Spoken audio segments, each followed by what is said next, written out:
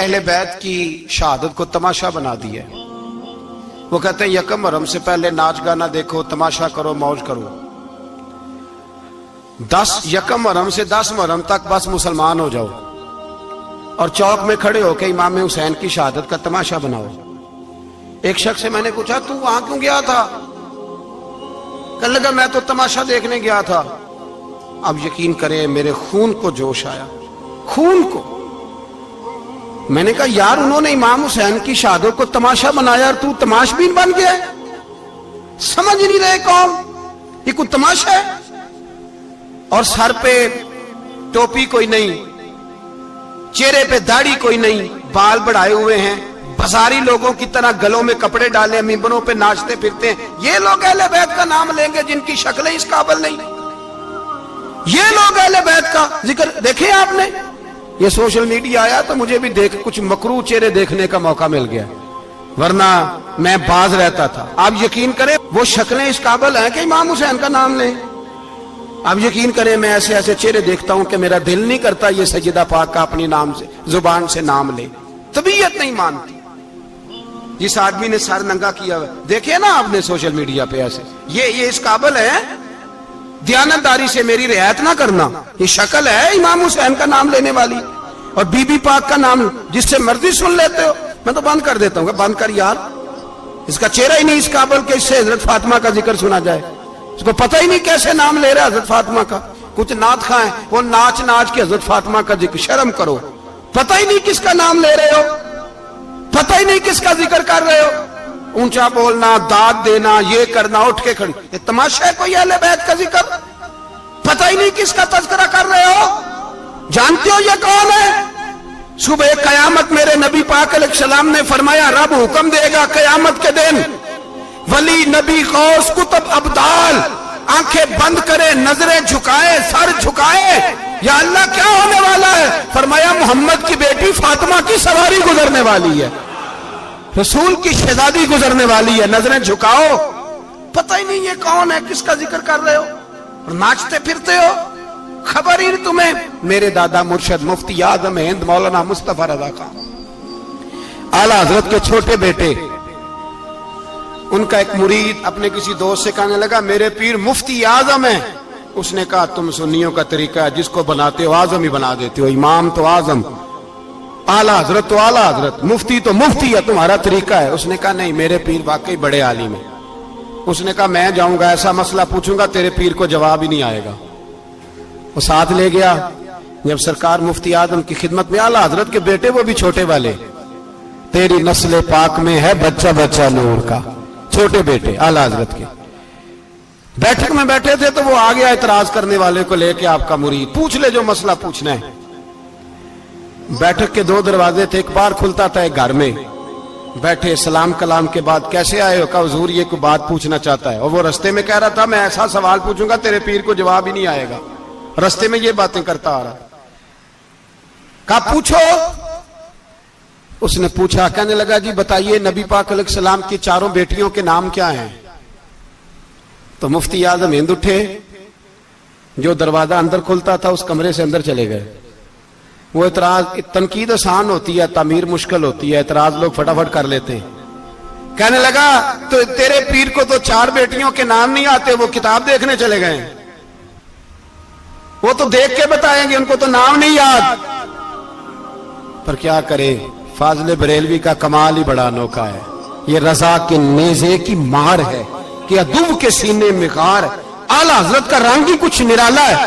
شہزادہ اعلیٰ حضرت واپس آئے، سر پہ امامہ ہے اور داڑھی سے پانی کے قطرے گر رہے ہیں، اور آ کے کھڑے ہوئے تو فرمانے لگے میں وضو کرنے گیا تھا، میں نے نبی پاک کی بیٹیوں کے نام کبھی بغیر وضو کے زبان سے ادا ہی نہیں کیے، میں وضو کرنے گیا تھا۔ وہ شخص کہنے لگا حضور وضو کے ساتھ؟ تو آنکھوں میں آنسو آ گئے، فرمانے لگے تمہیں کیا بتاؤں وہ کس پاک گھرانے کی شہزادیاں ہیں۔ رو پڑے، کہنے لگے میرے تو باپ کا عقیدہ ہے کہ تیری نسل پاک میں ہے بچہ بچہ نور کا، تو ہے عین نور تیرا سب گھرانہ نور کا۔ میرے میں کیا کروں، مجبوری ہے۔ ہمارے بزرگوں نے اہل بیت کی محبت کا یہ رنگ پیش کیا ہے۔ میرے اعلیٰ حضرت رحمت اللہ علیہ اب موضوع نہیں تھا، بات کہیں اور نکل جائے گی، عنوان بھی بیان کرنا ہے۔ پالکی میں بٹھا کے لے جایا جا رہا تھا، ڈولی ہوتی تھی، پالکی میں بٹھایا جاتا تھا علماء کو، جس طرح بچیاں ڈولی میں بٹھا کے، تو ہندوستان میں ایک رواج رہا کہ علماء کو لوگ پالکی میں بٹھا کے کندھوں پہ اٹھاتے تھے، 4 مزدور وہ ڈولی پالکی اٹھایا کرتے تھے۔ اعلیٰ حضرت کو بھی اٹھا کے لے جایا جا رہا ہے۔ فاضل بریلوی نے فرمایا رکھ دو نیچے، نیچے رکھا تو فرمانے لگے تم میں سید زادہ کون ہے؟ حضور کیا ہوا؟ فرمانے لگے مجھے رسول اللہ کے خون کی خوشبو آ رہی ہے، مجھے خالص خون کی خوشبو آ رہی ہے۔ چپ کر گئے چاروں مزدور۔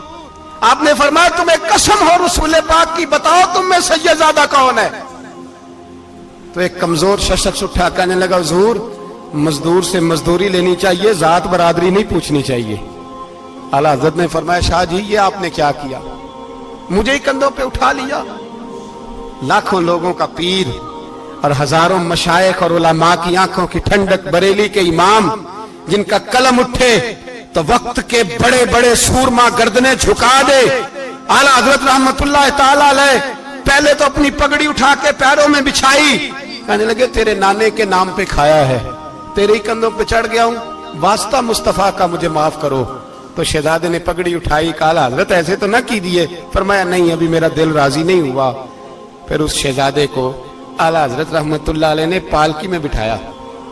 شہزادہ سید زادہ مزدور ہے، بظاہر پڑھا لکھا نہیں، غریب ہے، ان کو پالکی میں بٹھایا اور فرمایا ایک طرف سے میں اٹھاؤں گا، ایک طرف سے میرا بیٹا حجت الاسلام حامد رضا اٹھائے گا، ایک طرف سے ملک العلماء مولانا ظفر الدین بہاری بخاری کی شرح لکھنے والا اٹھائے گا، ایک طرف سے فقہ حنفی کا انسائکلوپیڈیا بحر شریعت لکھنے والا مفتی صدر الشریعہ مولانا امجد علی اعظمی اٹھائیں گے۔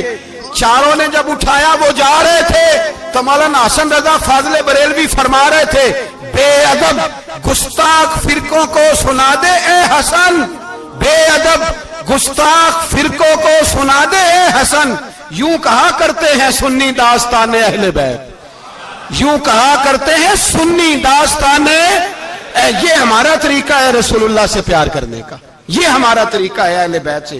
یہ کیا محبت ہوئی؟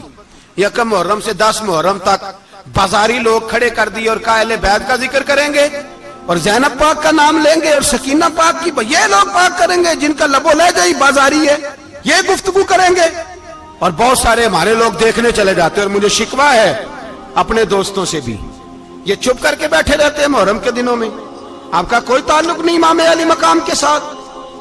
کل بھی روزہ رکھیں گے انشاءاللہ، پرسوں بھی روزہ رکھیں گے، اور ہم امام حسین کا دن اس طرح منائیں گے کہ روزانہ قرآن پاک کی تلاوت کریں گے۔ ہم امام علی مقام کی یاد اس طرح منائیں گے کہ حسین تو نے جس سجدے میں سر کٹایا تھا 9-10 کو زیادہ سجدے کریں گے، اور تو نے جو قرآن پاک نیزے کی نوک پہ بھی جاری رکھا، ہم بھی 9-10 محرم سارا قرآن پڑھ کے گزار دیں گے۔ اور امام علی مقام کی فکر کو سمجھے، سوچ کو سمجھے۔ میں مضمون سارا بیان کرنا چاہ رہا تھا پر اب مجھے لوٹنا پڑے گا۔ اہل بیت کا پیار ایمان کا حصہ ہے، ایمان کا، اگر اہل بیت سے محبت نہ ہوئی، صحابہ کا پیار نہ ہوا تو ایمان قابل قبول نہیں۔ کچھ لوگ بڑے ہوتے ہیں اس لیے کہ ان کا باپ بڑا ہوتا ہے، بہت بڑے باپ کا بیٹا ہے جی، تو خود کیا ہے جی، یہ امام حسین بہت ہی بڑے باپ کے بیٹے تھے، بہت ہی بڑے باپ کے، بہت ہی بڑے باپ، مولا علی شیر خدا رضی اللہ تعالی، واقعی حضرت علی جیسا شیر کوئی نہیں ہے، ہی کوئی نہیں، آئے گا ہی کوئی نہیں، ہو ہی نہیں سکتا، سوال ہی نہیں پیدا ہوتا۔ علی بہرحال علی ہے، علی بہرحال کوئی جوڑ نہیں حضرت علی کا، کوئی ساتھ نہیں۔ میرے رسول پاک نے فرمایا یہاں بھی میرا بھائی ہے وہاں بھی میرا بھائی ہے، حضرت علی کا کوئی مقابلہ کر سکتا؟ اتنے بڑے باپ کا بیٹا۔ حضرت امام حسین خود بھی بہت ہی بڑے تھے، امام حسین خود بھی اللہ جانتا ہے بہت بڑے تھے۔ کہتے ہیں گدی پہ بیٹھ گیا اسے کوئی ضرورت نہیں، لیکن امام حسین نے ایسے نہیں کیا۔ امام زین العابدین فرماتے ہیں میرے ابا جی امام حسین فرض نمازوں کے علاوہ ایک دن میں 100 نفل ادا کیا کرتے تھے، اور ایک روایت میں فرماتے 1000 نفل پڑھا کرتے تھے۔ کتنے؟ چلو تسی 50 پڑھ لے، بتاؤ تو صحیح نا کتنے؟ تو یہ جو امام حسین کا بڑا نام لینے والے ہیں، یہ تو ان سے پوچھو کہ تم تو نمازیں پوری نہیں پڑھتے، اور امام کا تو تعلق ہے نماز کے ساتھ. 9-10 محرم کی ساری رات امام حسین کیا کرتے رہے؟ بولے. یہاں لوگ دیگیں کھاتے رہتے ہیں 9-10 کی رات, چرگے کھاتے رہتے ہیں, ساری رات گوشت کھا کے گزار دیتے ہیں. امام حسین رضی اللہ تعالیٰ عنہ, بھائی اللہ تو مانا ہوا تھا, حسین پہ سب سے زیادہ راضی تھا میرا رب, لیکن امام علی مقام نے 9-10 کی ساری رات کا اللہ مجھ سے راضی ہو جا, اللہ مجھ سے راضی ہو جا, اللہ مجھ پہ رضا نازل کر دے. ساری رات کربلا کی ریت پہ آنسو بہا بہا کے ساری رات سجدے میں گزار دی. تو تماشا کر کے سو جاتا ہے اور کہتا ہے میں بڑا حسینی ہوں. امام علی مقام بہت بڑے تھے, عبادت گزار تھے, ریاضت بڑی کرتے تھے. امام حسین کے گھر کا کعبہ تھا, اپنا تھا. جو شے قریب ہوتی ہے اس کی قدر نہیں ہوتی. سعودی عرب میں بہت سارے لوگ ابھی بھی رہتے ہیں جنہوں نے حج نہیں کیا, کہتے ادھر ہی چلے جائیں گے. ہمارے بہت سارے پاکستانی جن کی ڈیوٹیاں مکے میں لگ گئی ہیں, وہ کبھی ہمیں وہاں ملنے آئے تو ہم کہتے ہیں جناب آپ آتے نہیں, کہتے ہیں آتے ہیں کبھی کبھی. ان کو حرم شریف کی وہ قدر. لیکن امام حسین علی مقام کا کردار یہ تھا کہ مدینے سے, دونوں بھائی مدینے سے پیدل جایا کرتے تھے مکے کا حج کرنے. کس طرح؟ انہوں نے یہ نہیں کہا ہمیں ریاضت کی ضرورت نہیں, عبادت کی ضرورت نہیں, ہم تو حضور کا خون ہے, بخشے بخشائیں. پیدل مدینے سے دونوں شہزادے, اور اس طرح پیدل جاتے تھے. ایک دفعہ نہیں, 2 دفعہ نہیں, 25 حج دونوں نے پیدل مکے جا کے ادا فرمایا.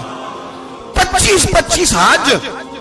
تجھے کبھی توفیق ہی نہیں ہوئی, تو جہاز پہ جانا بھی پسند نہیں کرتا, تو خیال ہی نہیں کرتا کہ کتنی قدر ہے اللہ کے گھر کی.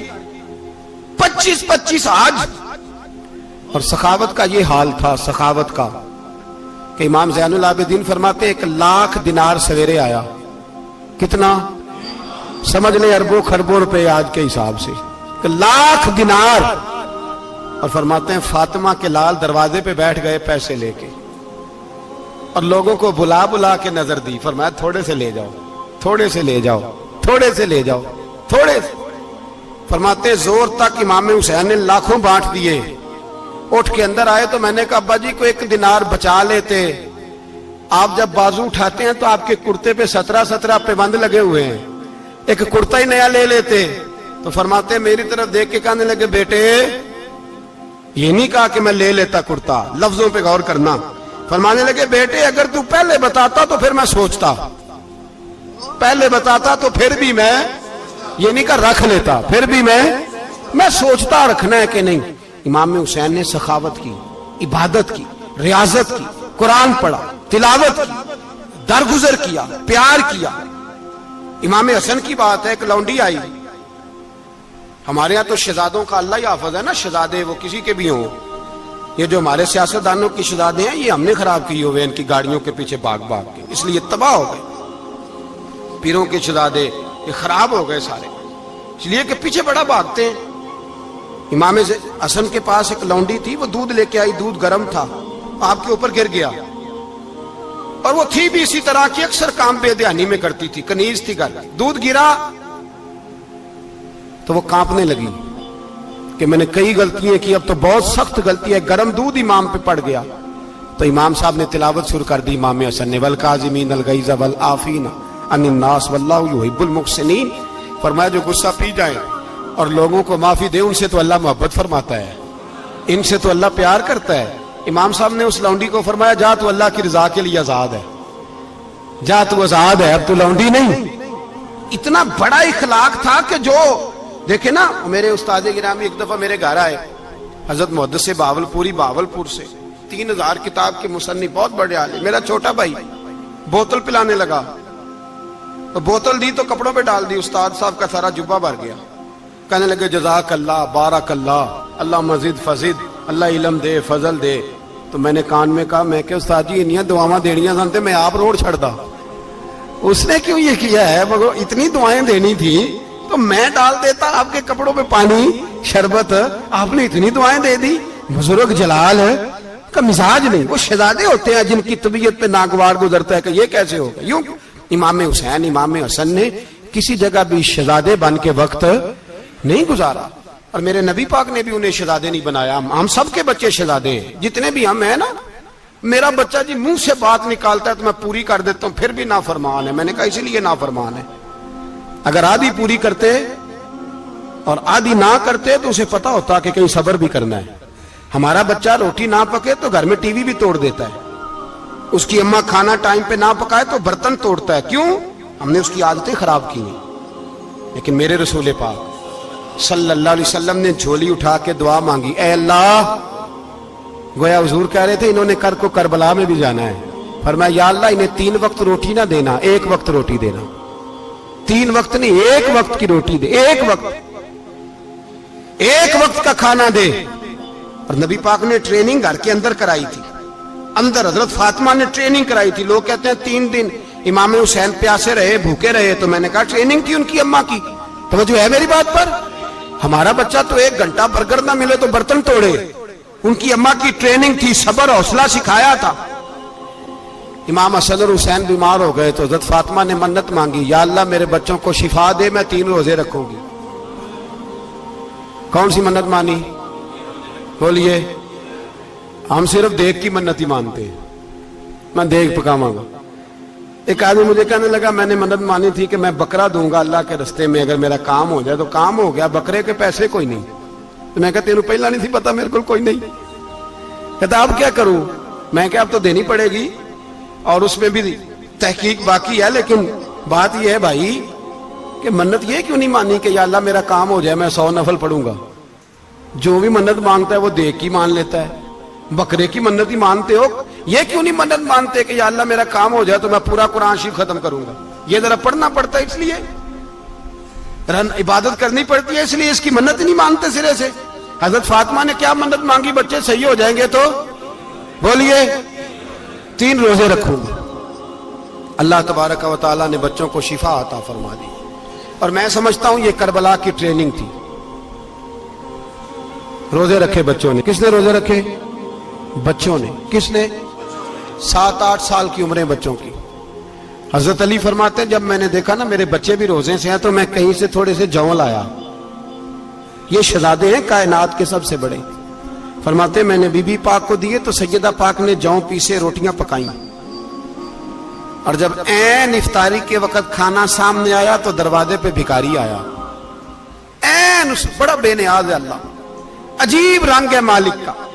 عین افطاری کا وقت جب آدمی کہتا ہے کہ فٹافٹ ہو جائے، بھکاری دروازے پہ آیا اور اس نے صدا دی، او میرے رسول کے گھر والوں، کئی دنوں سے روٹی نہیں کھائی۔ حضرت علی نے، حضرت فاطمہ نے بچوں کی طرف دیکھا تو امام حسین چھوٹے تھے سب سے،